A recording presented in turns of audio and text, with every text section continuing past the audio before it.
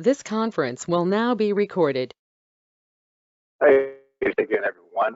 Thank you for attending online or in person here with us for the April 2021 Rise and Shine Economic Development Speaker Series. This month we're joined by Mr. Garrett Gamble, who is the president of Evergreen Environmental Partners out of Birmingham, doing some work locally on the Noble Hill landfill. So Garrett, thank you so much for joining us this morning. Thank you for attending in person, everyone, and also those of you who are attending online. So without any further ado, I'll turn it over to Garrett. If you want to unmute yourself, Garrett, I'll turn my webcam off. Great. Can you hear me? All good? Okay, awesome. Good morning, everyone. Thanks for having me this morning. Thank you for attending.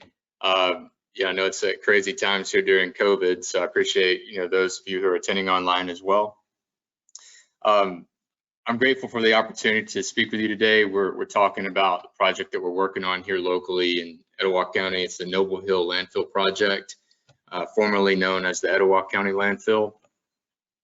So I really want to touch on the progress that we're making. We're in construction right now, so I want to share with you about that construction, and then some about the benefits that Etowah County can expect to realize once we open up. And before we get into that, I'll give you a brief history about myself and our company, and what we're doing, and some history about the landfill itself as well. So, like Will said, I'm the president of Evergreen Environmental Partners. We are out of Alabama here. I was actually born in Marshall County, went to school at UAB, and became aware of this project a number of years ago, way after it was shut down. So actually, for those of you who don't know, this project or the Etowah County landfill actually started in the early 70s and remained operational until 2002, and has essentially just been abandoned out there since then. It's been an opportunity. It was re-permitted in 2013, and a number of developers tried to make a go at it, and we finally did. We closed on the acquisition in August of last year. We began construction of a new state-of-the-art facility, but concurrently we are closing the former landfill, which was never all the way closed before it was shut down. So essentially, the soil that we are excavating as part of the new development is being placed on top of the old development, which will essentially better seal the waste and essentially bring the facility into a regulatory compliance. So regarding the new facility, the state-of-the-art facilities, you can imagine essentially like a big bathtub is what we're creating, except there's no drain on it, right? So there's a thick layer of clay at the very bottom of the landfill, and then on top of the clay there's a synthetic liner. So essentially there's a three liner systems really that protect the waste from the environment. And that liner system captures wastewater. Once stormwater hits the waste, it filtrates through the waste and really becomes a nasty water called leachate that needs to be treated. So this liner system captures that wastewater, and it's pumped out of the cell through collection piping and then taken off to the wastewater treatment plant for safe treatment of the water. So definitely the best thing for that facility is for someone to go in and redevelop it and fix the existing issues there. And which, before we acquired the facility, we did surface water testing, we did groundwater testing, explosive gas monitoring, and for a site that had really been abandoned for 18 years, it was really good. I mean, we did an environmental study, and it passed all of the inspections and all of the tests. So yeah, we're really bringing the facility into compliance, but it really wasn't that bad even once we got started. So it's relating to the benefits, of course, waste is something that we all create. It's something that we all create, but none of us want it in our backyard. The garbage truck stopped coming for a week or a couple weeks, and we start freaking out, and it's like, hey, where is this stuff going? So it has to go somewhere. And the closer that the further that you are from a landfill, the more transportation costs that you incur. Well, you start seeing this at a consumer level, at a residential level. If you have to take it outside of the county or even the state, whoever is transporting that waste is ending up, they have to recoup their costs. So it results in higher costs for the consumer. This is the same is true for commercial as well, and industrial. So right now, this landfill will be the only landfill in Etowah County that can receive household garbage. It's the only essentially landfill. It's the only landfill that has that liner system in it. So by introducing that to the county, we expect consumer and commercial waste prices to go down due to realizing that transportation savings and also just having a cheaper disposal option than some of the current options available. Right now, most of the waste that's generated in Etowah County is going out of the county. So it's either going to DeKalb County, St. Clair County, Cherokee County, and most landfill sites, most disposal sites have a host government royalty. And that's calculated on a per ton basis. So right now, most of Etowah County's waste is, like I said, is being exported out of the county, and those counties hosting those landfills are receiving the benefit of that royalty. So one benefit to Etowah County utilizing this landfill is that the county actually will receive its own royalty payments and retain those, and those are paid to the county at $1.25 per ton, which can equal a significant income stream for the county over time, certainly. For customers that want to haul directly to us, that option will be available. So, for consumers that have a pickup load of waste, they'll be able to come in, drive on the scale. We'll accept those customers, commercial waste as well, and industrial providers. That's a good high level view. I want to open it up for some questions, and if there's anything particular that anyone wants to talk about, we can get into it. See, I can see the chat here as well. If anyone has any questions or any kind of comments or anything you want Garrett to talk about, if you would just pop those in the chat or unmute yourself if you want to. Yeah, Jonathan, thanks for the question. It's such a basic question that I should have told you guys without you having to ask. The site is located, it's just outside of Etowah. If you're coming up 431 before you go up the mountain, there's a road called Sand Valley Road off to the right. If you go about 1.5 miles down Sand Valley Road, there is a Noble Hill Church and a Noble Hill Cemetery off to your right. You'll turn right between those two. You'll turn right between the church and the cemetery, and it's right there. So yeah, it's located just minutes outside of the city of Etowah. Are there any restrictions on waste materials that we receive at the landfill? Oh yeah, there's definitely restrictions, and we intend to completely follow the permit and the regulations for what we can and can't receive. And you can go to ADEM's website and see a full list of that. But at a high level, we can't accept any sludges or liquid material, so it all has to be solid waste and non-hazardous waste. A brief description of the waste that we'll be receiving is definitely the household garbage, construction and demolition debris, so your wood, shingles, that kind of stuff, and some certain industrial wastes, certain non-hazardous industrial waste. Tires are restricted, batteries, automobiles, refrigerators, freezers. We can take tires. We don't know if we will end up burying those or if we'll transfer those out yet. We haven't decided. But lot of people would like to know.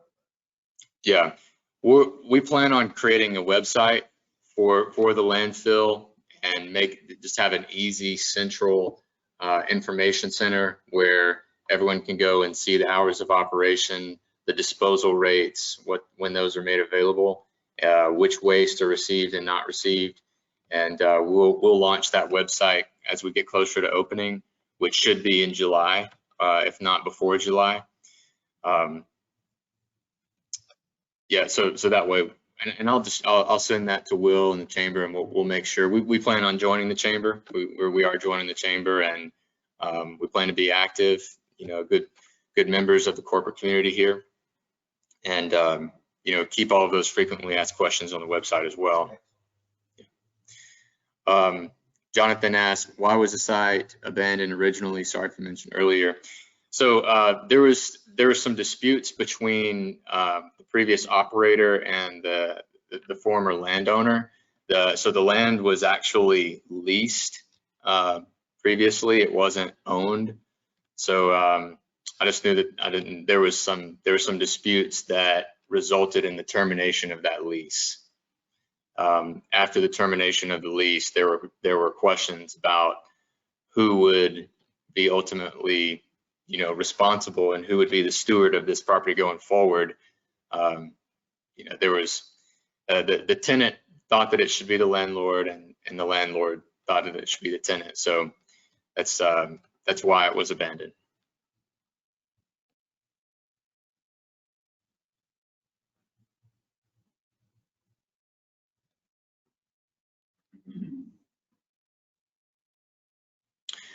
So Jonathan asked, does our company own the property or lease it? We've financed the property with municipal bonds, meaning that the county does not have any obligation to repay these bonds. The state has no obligation to repay these bonds. The obligation of the bonds are essentially, they come from the revenues of the project. So technically, we are leasing the property during the bond repayment period, and then once the bonds are repaid, our company would own the property thereafter.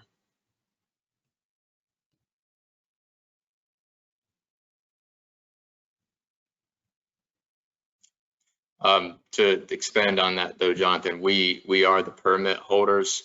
We are the ones ultimately responsible for the site from a regulatory standpoint. We're in close communication with ADEM about what they expect, and we've been sharing our progress with them along the way. They're pleased to see that we're making the progress. There's roughly $500,000 worth of remediation expenses that we've already invested, and we'll continue to invest into the essentially, just like I said earlier, making sure that the site is in compliance and being a good steward of the property going forward.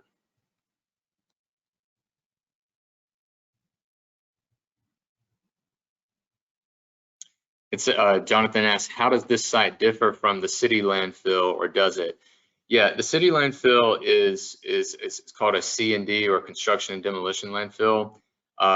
Those landfills are not they're not required to have the same type of liner and leachate collection system or wastewater collection system as the sites that would be receiving household garbage and/or certain industrial waste. So it differs in the design, and it differs in the type of waste that it can receive, that it's permitted to receive.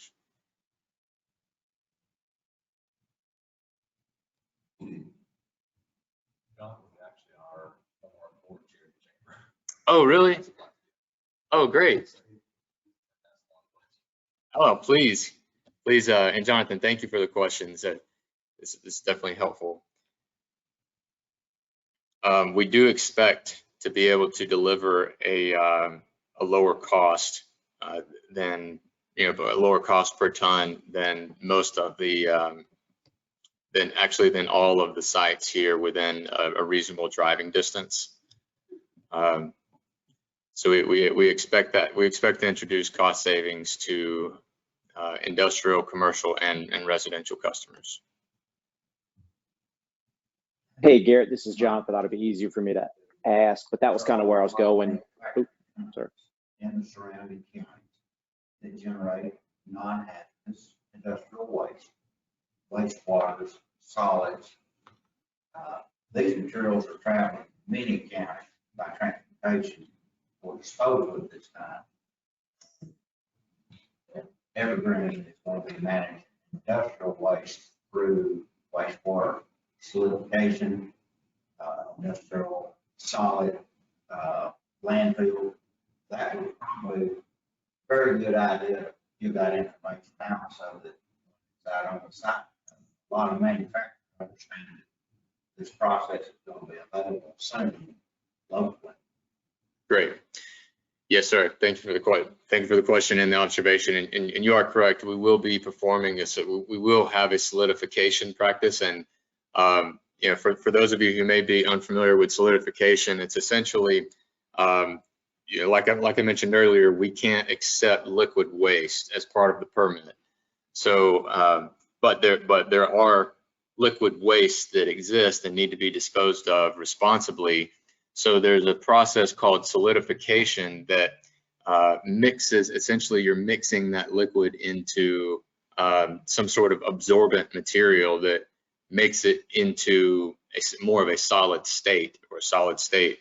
You can imagine pouring a little bit of water on sawdust, you know, and that sawdust absorbing the water. Well, now you have, you know, some, you know, a little bit of wet sawdust, but it's not running water, right? So that's a simplification of the solidification process, but a lot of landfills have a solidification pit or solidification element of their disposal facility. And that element is also regulated by the Department of Environmental Management. You have to do it correctly. And we intend to do that. So yeah, thank you for the question, Steve. We will be doing solidification, and that will be an element that we discuss in detail on our website as well. Yeah, thank you.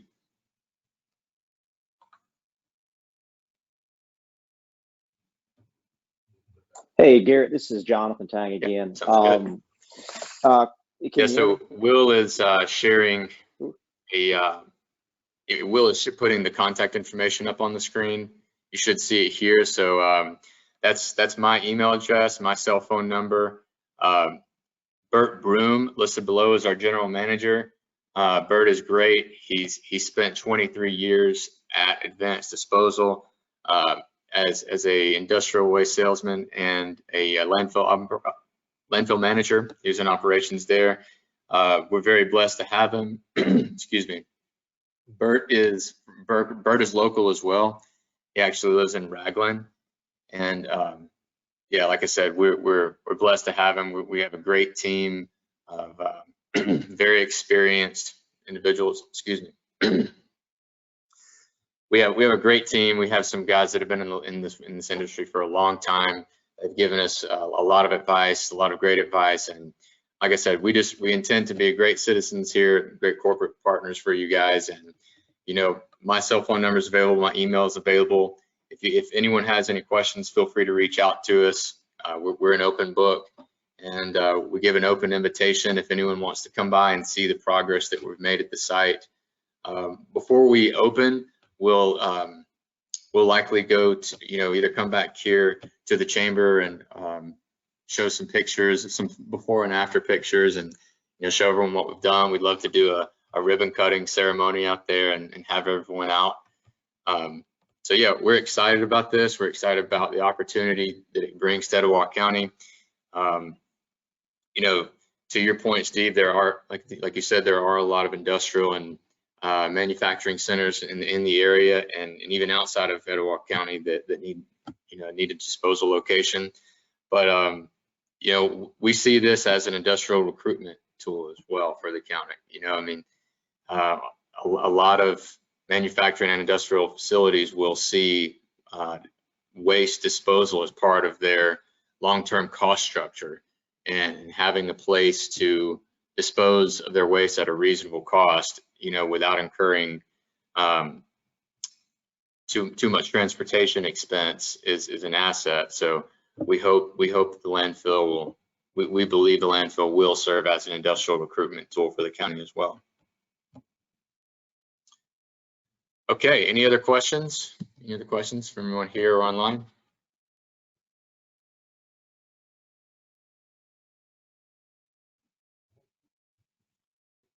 Steve, Jonathan, thank you guys for the questions, and I appreciate everyone coming today. Thank you for the opportunity for letting me speak with you. And like I said, we look forward to hearing from you. If you guys have any further questions, feel free to give me a call or Bert a call or shoot us an email, and we'll get back to you just as soon as we can there. There's no further question. Tom says thanks. Right. You. Thanks, guys. So thank you for all attending online or here in person. As you see, there's the slide with Garrett and Bert's contact info on there. So I'll go ahead and stop the recording.